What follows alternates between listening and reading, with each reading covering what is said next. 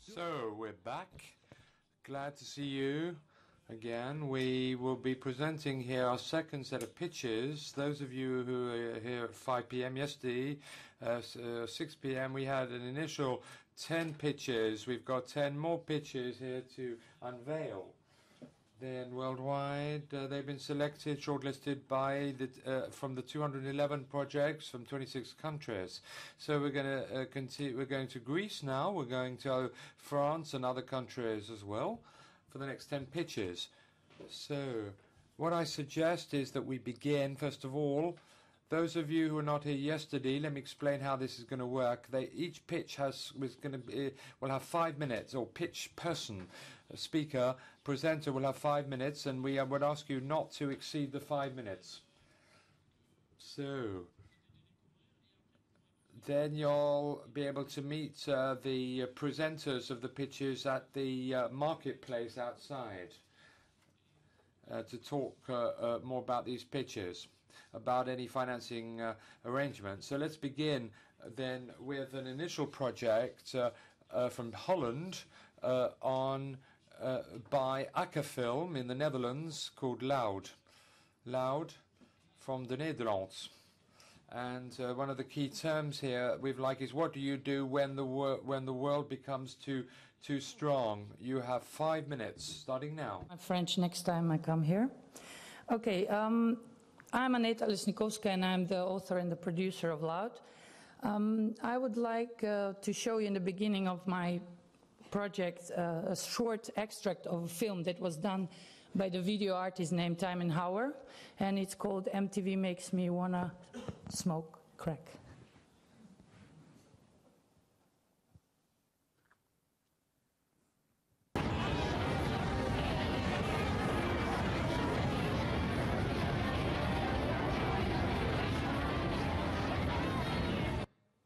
So what you see there are actually 16 videos that are projected on MTV in the same time, superimposed on each other with the sound on it.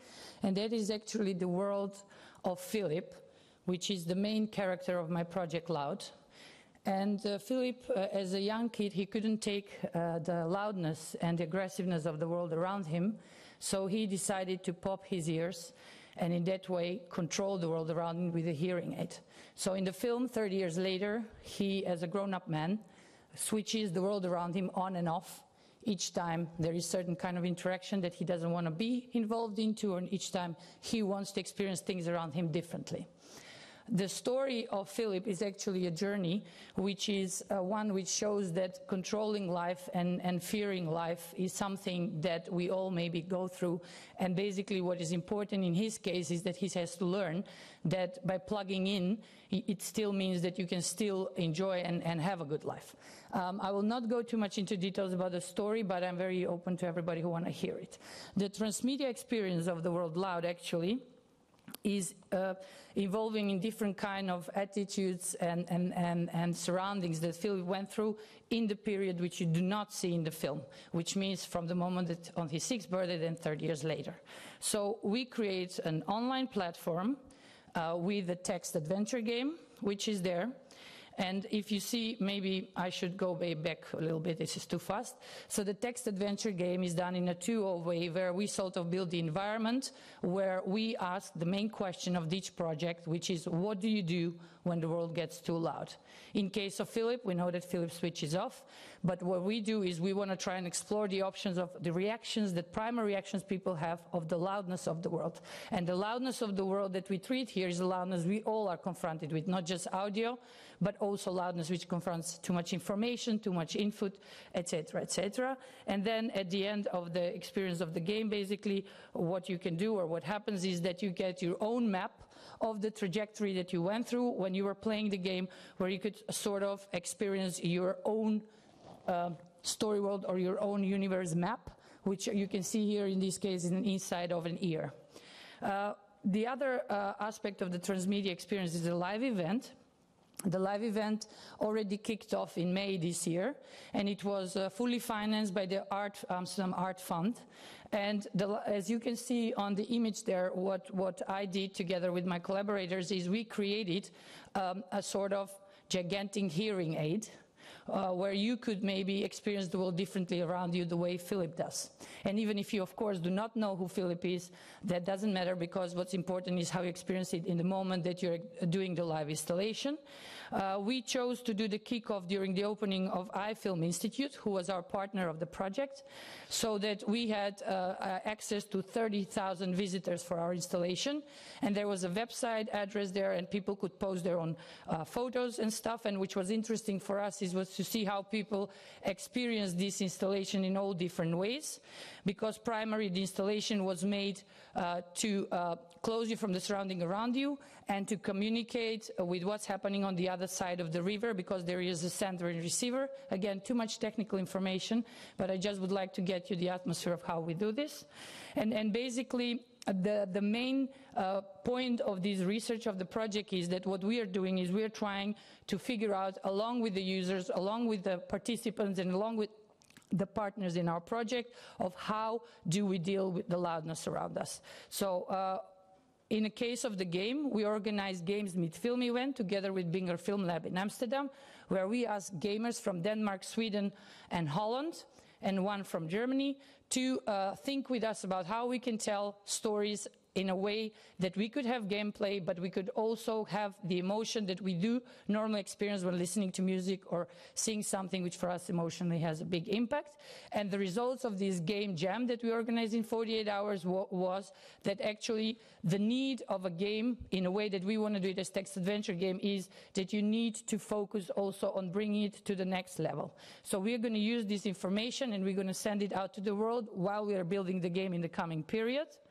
The timeline of the project is, so as you can see, the live installation is fully financed and it's already made, and it will travel through different cities along where the game will be presented. It will also be presented online.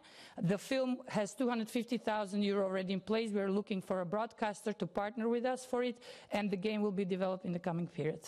So if you want to talk to me, I'm there. Thank you. Thank you. Thank you very much.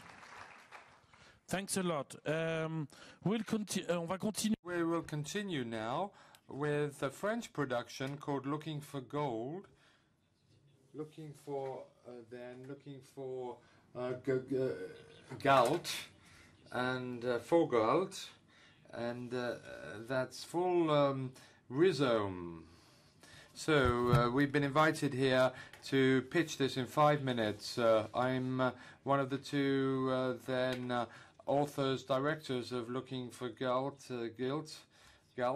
Julian Berlioz is our producer over there also, and next to me. So Looking for Galt is a road movie, two French guys, two authors, who find themselves in New York, tracing the legend of jazz.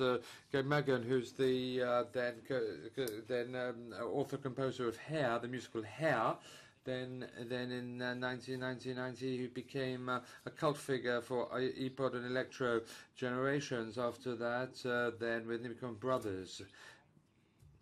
So the problem is that man is a bit of a Salinger of music, and living in and found himself who was on an island half an hour from Manhattan. So we went to meet him, interview him, and this is like a quest.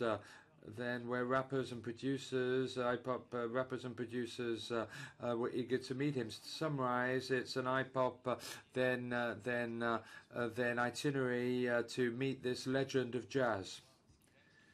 Asking him what makes him tick, what he likes, what he dislikes, and it was an opportunity for us to travel to New York as well and to meet up.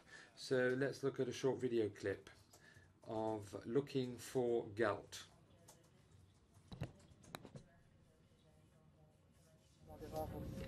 Placez les mains sur le visage et respirez normalement.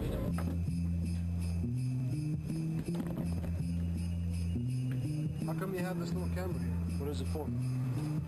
How come it's blinking red right now? Why is it blinking red? What do you use it for? Excuse me, sir. Do you know where is gold? Gold? Yeah. No. No gold. Hi. Where is gold? Where's what? Gold. Where is God? Gold. Gold. Have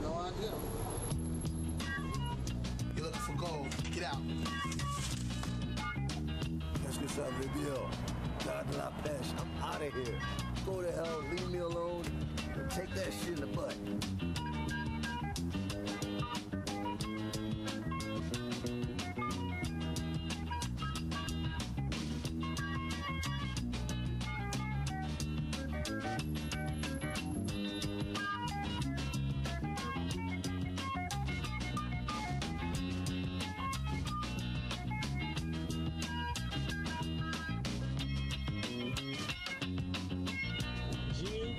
G-A-L-T. Never heard of it. Sorry. That's the trailer for you. And we're going to talk a little more in our pitch more about how we think about WebDoc. What is the purpose of WebDoc? Is it to torture them programmers? Is it rather to or to dazzle programmers then with a very complicated or overcomplicated narrative or not? We would argue not. It's really like Heroes. If you have a free invoice or bill or Weber, could also be a beautiful story. Then we're going to tell the world about World Wide Web, WWW, which is what we are here to pitch. So the pitch. Then we talk about often we get a bit too complicated here. So our strategy, looking for Galt, our strategy here was to then capture an audience then of internet users in 27 countries, including Russia, the US, Germany, France, and elsewhere. A strategy then on communication to build up a network of then specifiers, blog specifiers over 12 weeks. And the idea then is a model that has actually proved the test of time, and that we feel can be repeated in France, Germany, then US and Japan. And if you're interested, then please come and see us later on. Thank you very much. I'll be back. Thank you very much. From Full Rhizome. Sorry for the video, but it's on our site. Check it out on Market 2012, where you see all the video clips. Then on these projects. So we're going to move on to Film d'ici, which is a French production company, and that will talk about GareDuNord.net. Now, those of you here at the stadium, probably you all travel through the Gare du Nord, either in Thalys, then Eurostar, or in some other train. It's one of the largest main railway stations in the world, where trains come in and out from many, many different locations. You've got 5 minutes. Gare du Nord. Thank you very much. Good morning.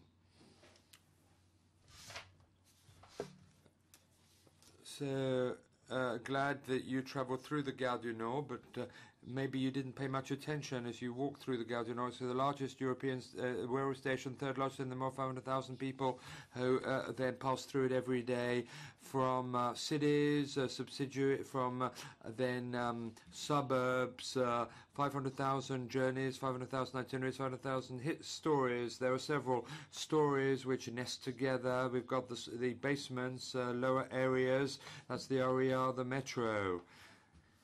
But also, then, as we come to lighter areas, we have then suburban trains, regional trains, then high-speed trains connecting cities, and the Eurostar, of course, which seems like an airport too. And outside, we've got the bus station. Now, in this railway station, as I'm sure you've all experienced, you leave without leaving. You watch other people. You hang around, just as on a theatre stage or in a public space. So Claire Simon, the then director, spent a year immersing herself in the Gare du Nord, then to fire and spark her imagination. May I first of all go off on a slight tangent. Claire Simon combines, as a filmmaker, be it in Cannes or elsewhere, combines fiction and documentary films. Her latest film, called Le Bureau de Dieu. She uses Catherine Deneuve, social workers, then in the cast in a family planning clinic or center. Then, so Gare du Nord then is then that type of project. It's a transmedia project. It's a long fiction, then feature. Then François Lambrouille, François Damias, then kebab, then experience this railway station, then with then this film co-produced by France 3 Cinema will be distributed by Sophie Dulac. Then we have a documentary feature length movie that was shot in direct filming conditions, then in the human geography, and that paint portraits of real people. It would be released 6 months after the fiction release. It's a piece of theatre where actors play actually experienced scenes. The final part of this is something we've called not a web documentary but a digital scene. This digital scene explores the different parts of and sections of the station in a real and phantasmagorical way, meeting people, telling stories in the form of documentary interviews, fiction scenes, text, dialogues, then as on a theatre stage, a face, a sentence, a story, a dialogue, then at a given part in somebody's life, then the internet, net users will reply to an emotive tomography. You never meet the same people, and that's why. All these meetings and encounters are different in this virtual railway station. The different approaches, be they fictional, documentary, or theatrical, are always documented by real life. Then, based on the idea of the real life, nothing in the style will define this real except one thing: it happened.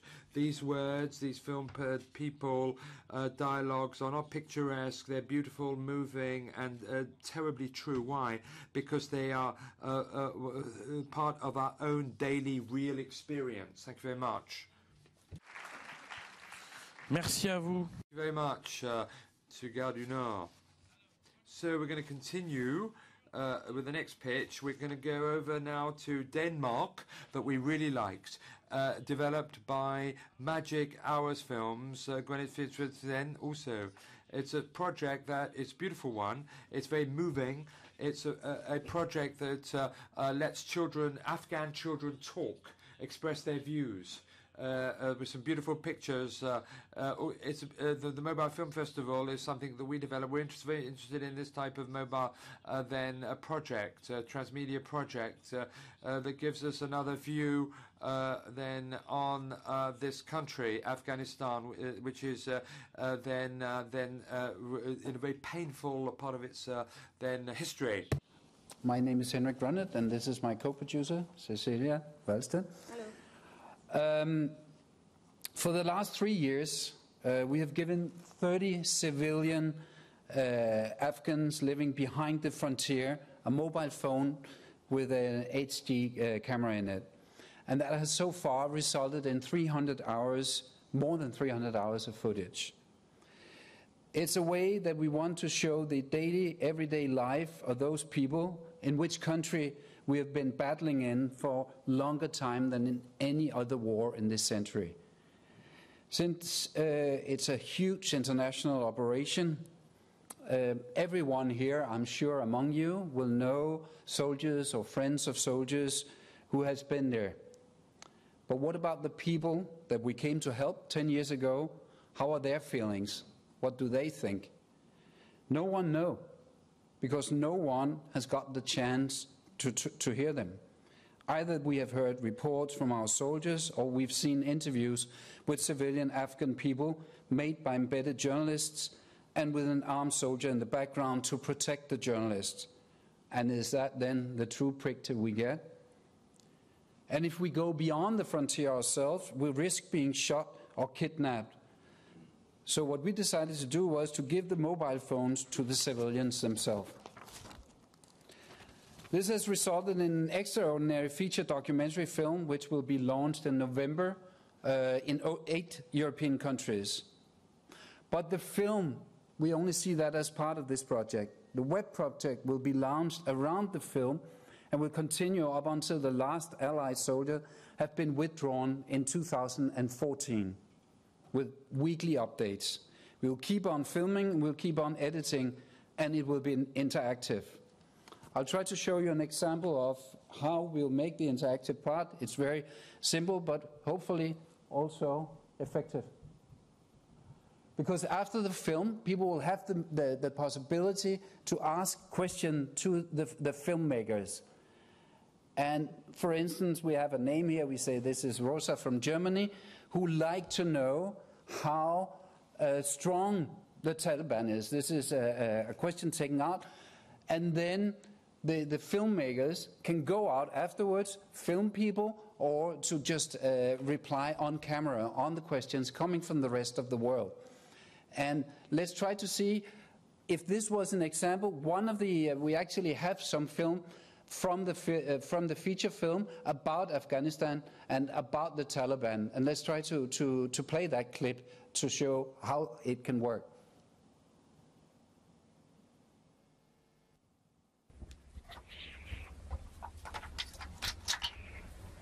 Hello.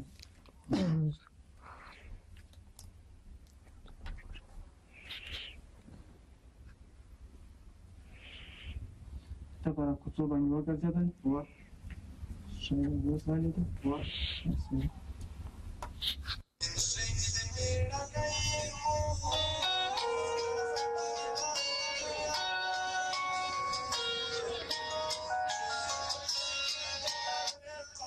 Vale.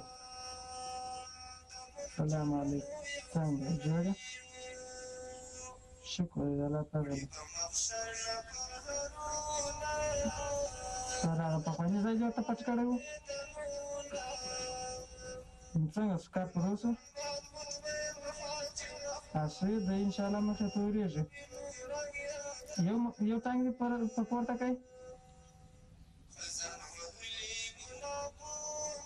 اسې د ترابل زګي ورته پټ کړه پرون ځای چې ما دا وشوي ان شاء الله مخه توري د خیر سره د افغانستان وګړي ته مخ شي د خیر سي د کمر خدمت نه خدای په Okay, so this is the way and how close we actually get.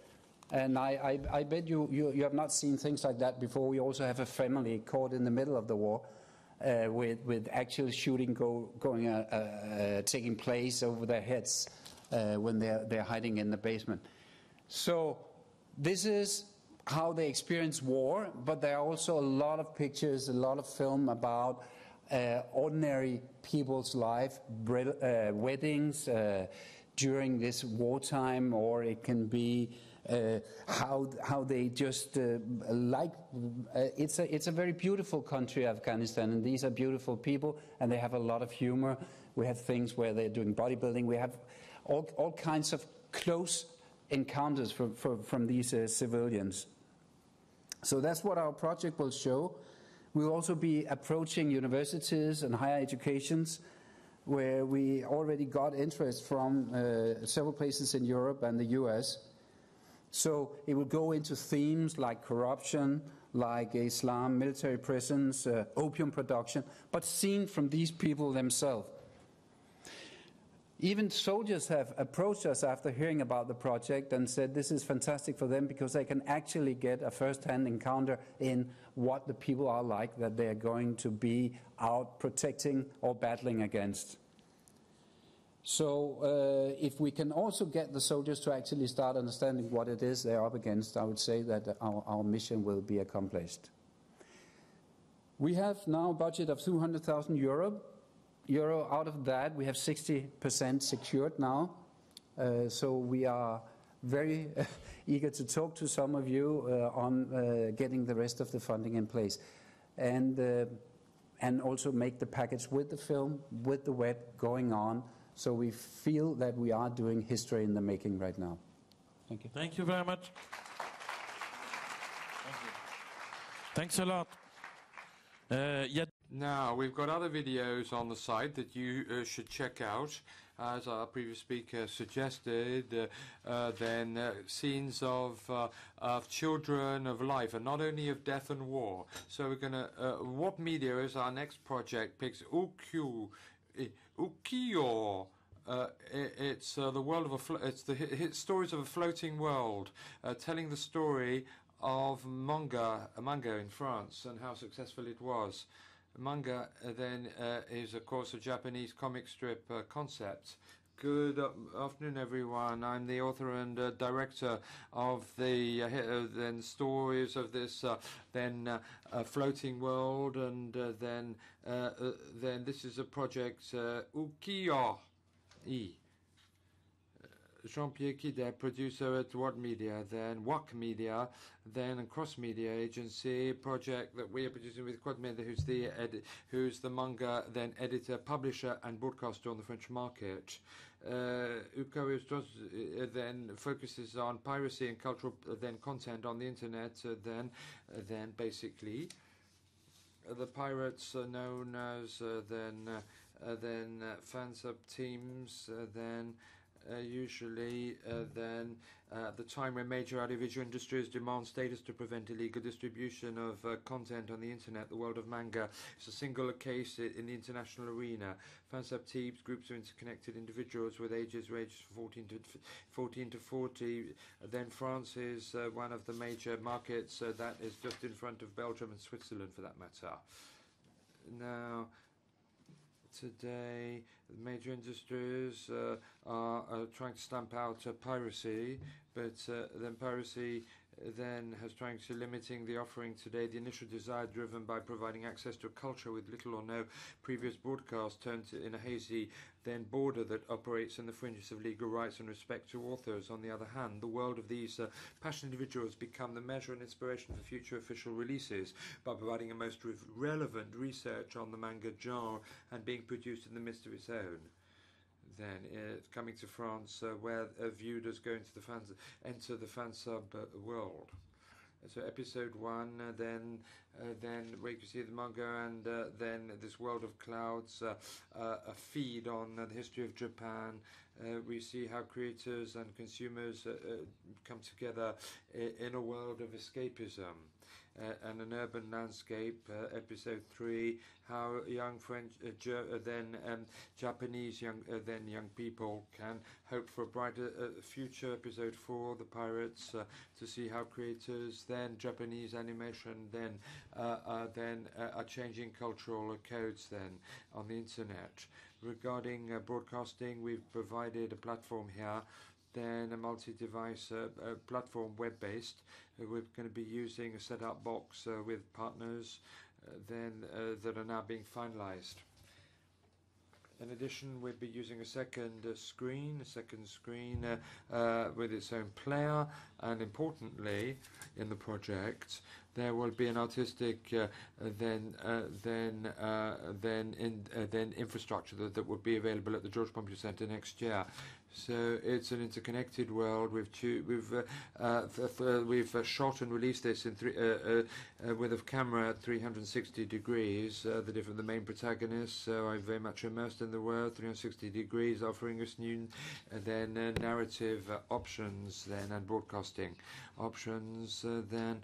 Then in the documentary and fictional world, then the subjective and more objective views and positions of the different characters are expressed. Here's an example.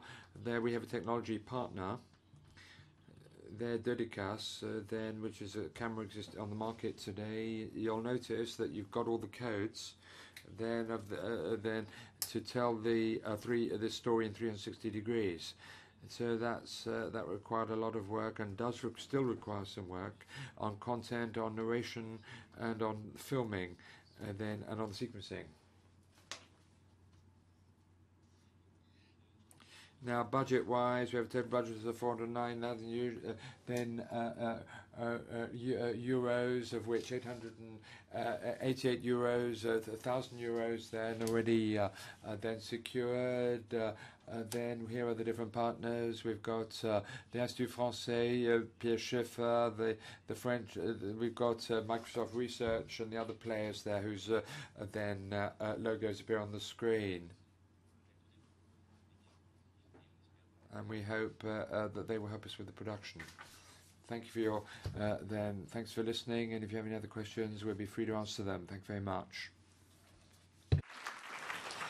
Thank you.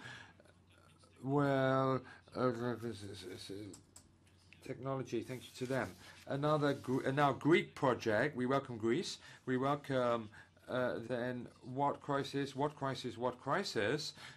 we particularly liked in the Greek project here is the fact that it approached the crisis in a very human way, and its ability, how the crisis can destroy people's lives. So Greece, please. Steve Grigris. I'm a film director and a producer.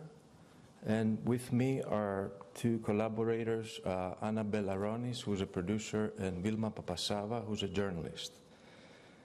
Crisis What Crisis is a project which was initiated so as to hear the voices of everyday people on how their lives have been affected by the economical crisis in Greece. As we speak, the country is undergoing a major political as well as social changes, and so are many other European countries. The crisis is affecting the lives of individuals within and across national borders and has been touched the unity and identity of the European Union itself. Crisis What Crisis is a series of short testimonial films that we shoot on location, and it's conceived as a web doc series or a TV series supported by special web design, web page. We want to interview people with different backgrounds, professions, expectations, and different psychological stamina, all facing the same core problem: what they do and how they do it in order to readjust their living conditions under the pressure of the changes in their financial situation. Everyone has a unique story to tell. We want the stories to be personal, unpretentious, unexpected, and diversified. This is not a reportage or a biased analysis of the repercussion of the global crisis with which we've all been bombarded through the media. It's a series of honest and sincere confessions without any political nuance. We do not interfere or make any suggestions on what people want to say. I believe at this particular moment, people are actually willing to talk and communicate their difficulties despite their being vulnerable. One of the strengths of this project consists in recording precisely this vulnerability that sometimes translates itself into a new strength or, on the contrary, into despair. I see this project, therefore, as a map of human emotions, human interactions, decisions in the face of a dramatically shifting society. The testimonials are each interesting in itself as a unit, but I think they're more interesting, and what we're aiming for, to create a large puzzle of stories that are juxtaposed one to the other. The project aims to interview not people only from Greece, but from other countries who face similar challenges like Ireland, Spain, Portugal, Italy, and France. In essence, it's conceived as a symphony of short, non-linear narratives offering an anthropological view on how Europeans today are forced to reevaluate their lives, facing an uncertain future. In that respect, I could see it as a page in history. We have made a trailer with bits and pieces of different testimonials that we shot, so we can see it.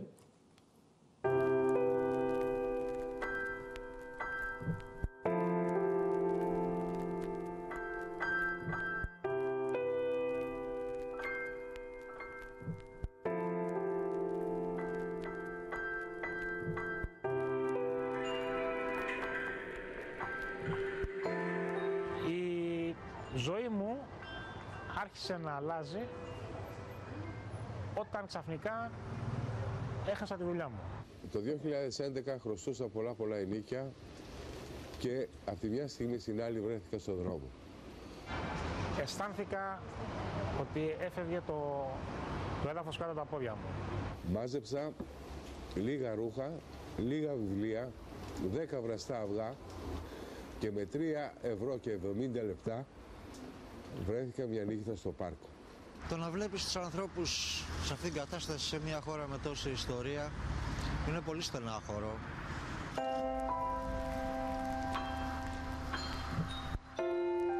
Θεωρώ τον εαυτό μου λίγο από τους τυχερούς.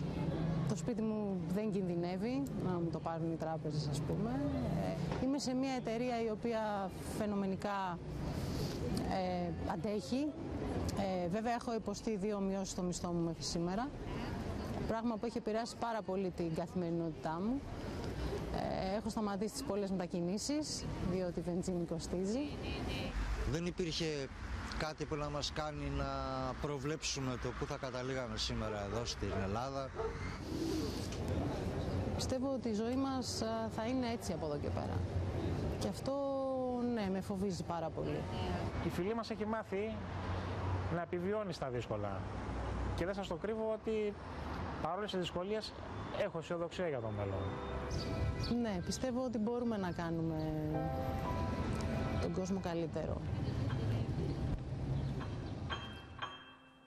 So we're here in this market to find partners to help us realize this project and bring it out in the open.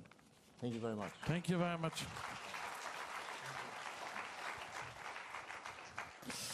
On va continuer. So we're going to continue with the Norwegian project two times then Norway please, developed by We Need More Data, Norway.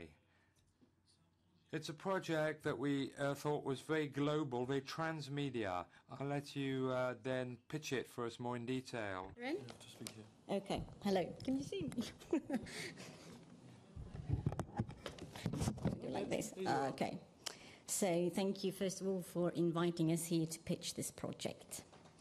So we want to bring back the value of a pen pal, connecting edutainment with social engagement through interactive storytelling, building a profound and deep personal social network through a fictional interactive web series aimed globally towards girls 13 to 17 years old.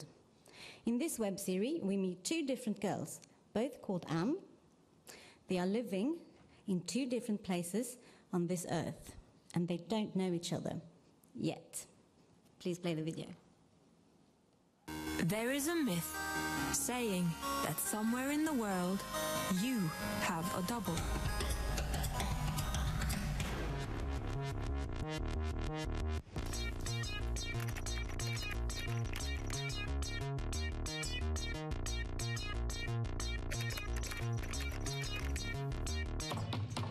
Darling, open the door for God's sake. All I did was to suggest a minor correction surgery of your nose. Fuck you.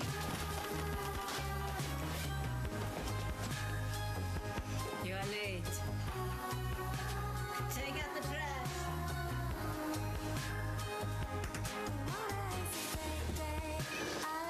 Walking west in a corridor. On my mind, never thought that someone stranger starting out to get me. Excuse-moi. Tu as quelque chose que j'ai besoin. Aide-moi.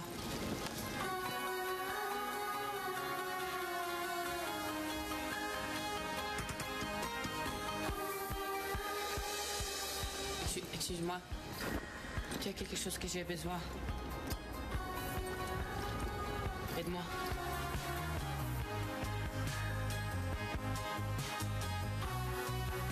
Then a strange feeling entered their bodies, as if they knew what this was. 2 girls, a myth. 2 boys, and a mystery. Only to be solved by being you, finding me. Join the myth, join the mystery. Yes, there is a myth saying that somewhere in the world we all have a double and a soul friend.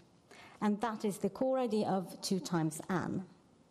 We want to create a universal meeting place where it can be possible for girls to travel across cultural and personal boundaries, regardless of educational, economical, or residence whereabouts.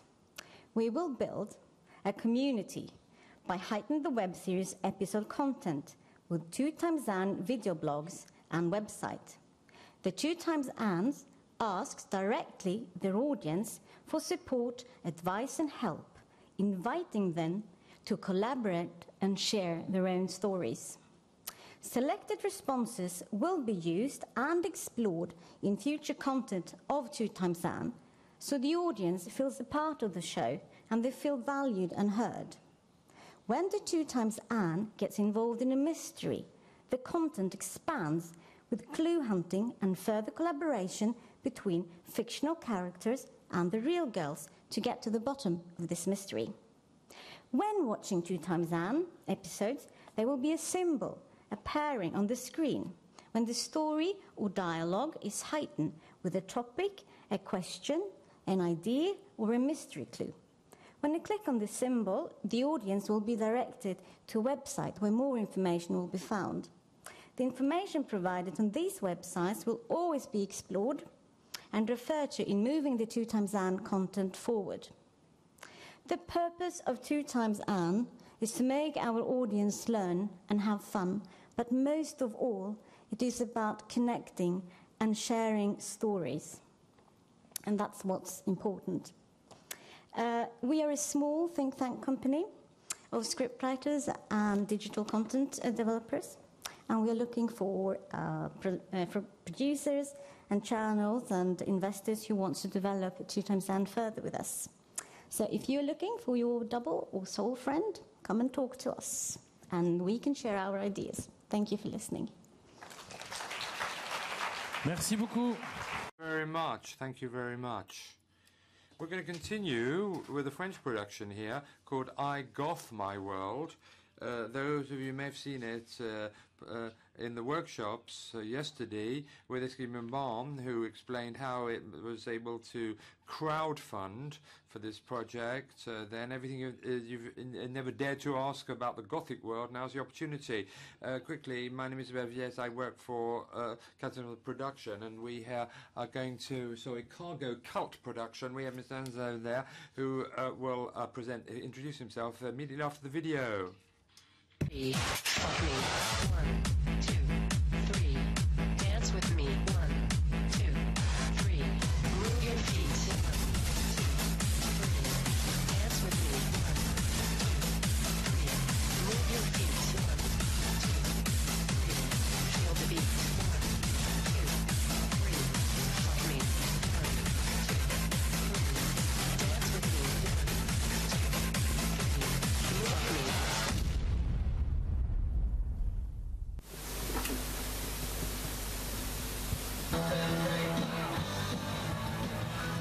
Quand on rentre dans le milieu gothique, c'est avant tout une passion.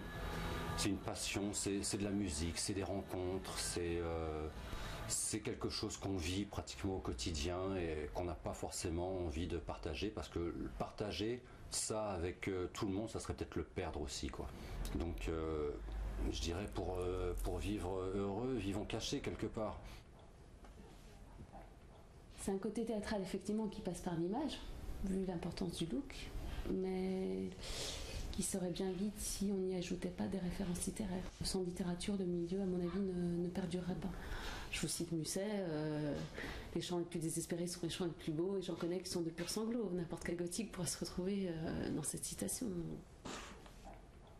La plupart des goths sont athées, et moi je suis catholique, je fais partie de ceux qui sont catholiques. Comme je suis catholique, je peux pas être satanique, donc ça se fait pas de me traiter de satanique alors que je suis carrément le contraire. Les gens, quand ils entendent soirée gothique, et bon, ouais, on a ramené une personne là-bas, une soi-disant fille vierge, on la sacrifie, j'ai déjà entendu parler de ça. Mais ouais, les gens, il faudrait qu'ils viennent dans les soirées, quoi. Et qu'ils voient qu'on fait juste la fête.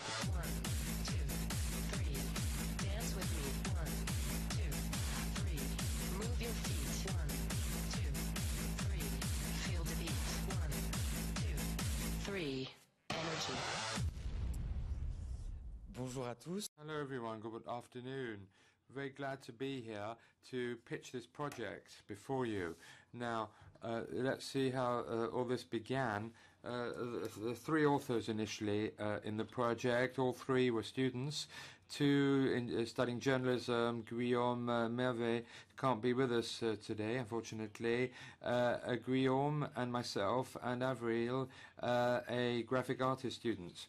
So all of us were interested then in what we call the new media and the documentary web projects. And we decided together during our studies to come together around this project.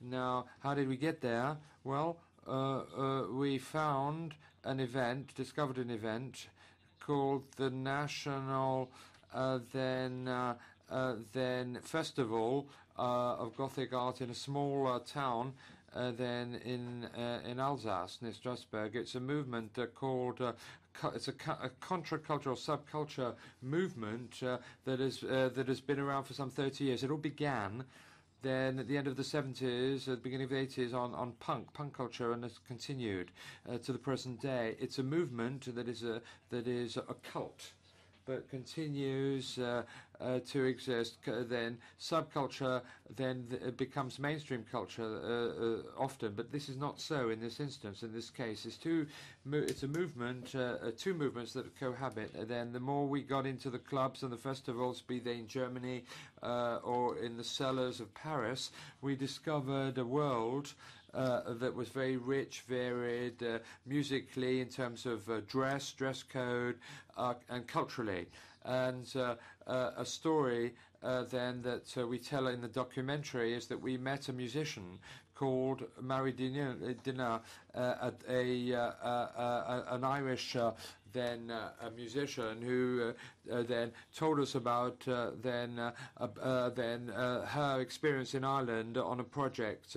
Then when she formed this group of musicians, it was a theatrical group, rather somber underground, a group that was more pop than punk and quite easy to listen to, sort of light listening. And the group, this theatre group, is called the Virgin Funds, and the other one is called is called U2. So in this world we found a lot of stories. What we tried to do was to meet and to express that through three Gothic portraits from three different generations. And in an interactive participatory way. This project is a documentary, 26-minute documentary, and obviously we are then available to give you far more information on the project if you're interested. We're around. Thank you very much. Thank you. We're going to continue. We've all had an experience of then seeing things in the sky, the night sky, and asking questions about what we saw, the phenomena we see. It's called the Sky Watchers Investigation. It's a Danish company, Gekklov Games, Knap Nok Games, I beg your pardon, and all should go well. And our Danish colleagues here, friends, are going to tell us about Sky Watchers in the night. Then, and that I'm sure would be very intriguing for us all. You've got 5 minutes, please. Hello, my name is Suvi, and I'm the director of this project. It started with my documentary Skywatchers, which I've been doing research for 5 years. And the idea for this also inspired making an interactive universe. So I started collaborating with Diana, who's also here in the audience, and she's a game producer from Knapnock Games, because I like their open-minded approach to making games. So what is the Skywatchers investigation? It's a mystery about unexplained light phenomena around the world. And most of you are probably asking, what are these lights? The lights are mostly seen in desolate places. They're seen in nature. They can appear a few meters above the ground, change color, they flash, and disappear. So they leave their witnesses with a sense of fear or curiosity or complete dismissal. And that's what this project is about. I'd like to show you the trailer so you can see some of these light phenomena. Oh! Whoa! Fucking shit! Fy faen, har du sett? Det er to! Nå forsvant det. Y ahí se quedó clavado el tipo. Ahí se agrandó, ¿no? Mierda.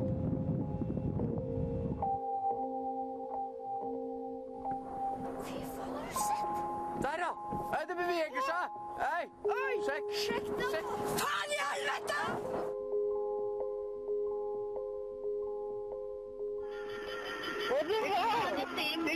Take a video. Nice one. Oh, developed to the third light. Oh, lovely. Brilliant. Oh, yes. All worth waiting for. Oh, my goodness. It's like the sky's on fire.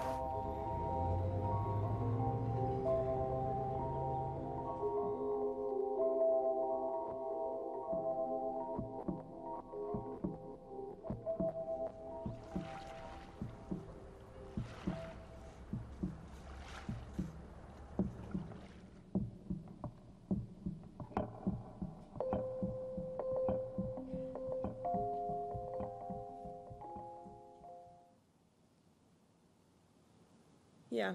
So the elements of our cross-media universe is that you can become a light investigator in a gamified social web community. You can explore the light through an augmented reality game for smartphones, or you can challenge your own interpretations of the light through watching the documentary. So I'm going through the first one. I'm one of the potential users of this game, and I saw an unexplained light phenomena on a research trip to Argentina, and I couldn't stop thinking about it. So I searched the internet to find more information about the lights, and I find the Skywatchers investigation website. And in the Skywatchers investigation, I can I can assume the persona as an investigator in a real-life game, and I can help solve the mystery. I noticed that I can upload my sightings as evidence. I can discuss with other investigators, and I can explore a map of lights with all the plotted evidence. And I'm thinking, have other people seen what I've seen? I sign up, and I get my first investigator rank, the Light Explorer. And when I click on the light markers on the map, I can see text, video, audio, and photos of other people's observations and evidence. The light I saw in Argentina was orange, so I choose to see a map with only the orange lights, and I try to make sense of the pattern.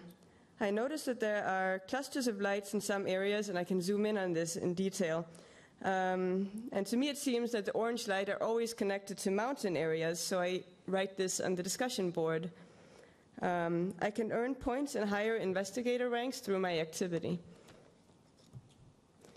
I'm wondering where I should go for my next holiday, and I noticed that there's also an augmented reality game where I can explore sightings on real locations. So I like to spend time outdoors, and I think it's really cool to travel with a specific mission. So I decide to go to Norway on a treasure hunt for the lights, and I download an area map to explore. So I feel the wind and the sun on my face, I open my GPS, I open my augmented reality game, and all of a sudden I see a light overlaid on the landscape right in front of me. Wow, so to see the next light I have to go 500 meters down the road. So I start my mission. On my trip, I also film witness statements from people I meet in the local grocery store, so I can add more evidence and higher my rank. On the Skywatchers investigation website, I see there's also a documentary about the lights called Skywatchers. And I watched the documentary. As I watch the documentary, the mystery only grows more complex. I have to revise my own viewpoints. I somehow feel united with the other Skywatchers, and I feel that I'm something important, something that's bigger than me. Our status is that we hope to release the documentary and the interactive universe together, and we're looking for broadcasters and for financing. The documentary is now in post-production, and the last filming will be in this July. The interactive concept has been developed, and we're looking for production funding. Thank you. Thank you very much. Thank you very much. So we're going to end. We've seen 9 projects. The final project that is very dear to our heart, the company is called Bridges. Then they were here last year We're not,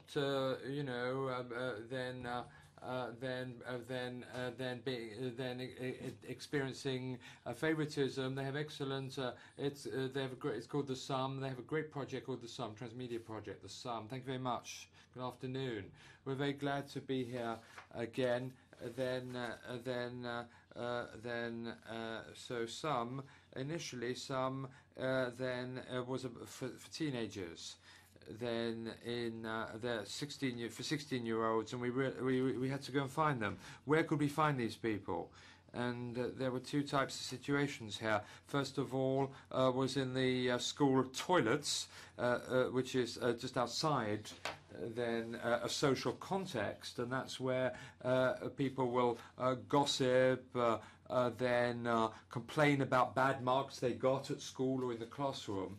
So that situation specifically, when those teenagers then interact with adults or parents then at home, for good or for worse, then in negotiating going out Saturday evening or in negotiating various requests, then or then in a class board, disciplinary board, where they're often called in to then defend themselves. So those situations seem to be quite consistent, because what they raised and highlighted was then identity, the identity of a young adult who is then developing and becoming more an adult. That is quite intriguing for us. So young people then expressed, so Sum, SEUM, expresses then maybe hatred, but more than that, how these young people day in, day out can then at 16, people are when you're 16, you're sort of lost, then you're not as cool as you would like to be, then you tend to lose your cool with your friends and mates, and or rather then so people are still sort of finding themselves, their identity. So this is a transmedia fiction then project, so with in different situations between teenagers and adults around the TV, in a web situation. So it's about, so it's describing that interaction. Remy. So young people then react to the new media, the TV, often at home, in the family. It's an opportunity for family members to come together now. But the internet experience then is tends to be more in the teenager's own room or bedroom, sending an incredibly large number of text messages. Most of them, of these teenagers, were on Facebook. So we've imagined here a program comprising then two series. One, a TV series where young people will face then authorities or confront the authorities, then parents, teachers. Another series in the schools, then toilets, be they the girls or the boys' toilets, and sometimes interacting between the two. And with two extensions, transmedia extensions, that's one mobile app where you can actually monitor then text messages between teenagers or other characters and their parents, and a radio podcast where each of the different characters will then rise up then complain, grouch, and as it were tell us what is actually bothering or bugging them. So basically what I particularly liked in the series was how relevant it was that we're actually with the teenagers in the family, with family members, and see how that all gels and interacts. Our idea then basically was with Shonan, our script writer. We had two younger authors and other theatre, more professional young people as well. Then to supervise that within our team. The idea of this program then is to be able to read between the lines, then between different episodes on the web, on TV. through these different transmedia technologies. These are stories about teenagers finding their identity, developing their identity. It's the beginning of some. This is the beginning of the project. Any broadcasters interested in the project, we would be delighted to meet them. Thank you very much. Merci. Thank you. So those are the pitches. That ends then this morning. There's pitches. We have another 10 later on. Thank you to all the producers, all the different creators who have come to Paris. We're glad to see you here. This marketplace will continue. The event will continue. Thank you for your pitches and your creativity. Lunch now will now be served. We will be back with transmedia and brain content then after lunch to see how we work with the different brands. Thank you very much.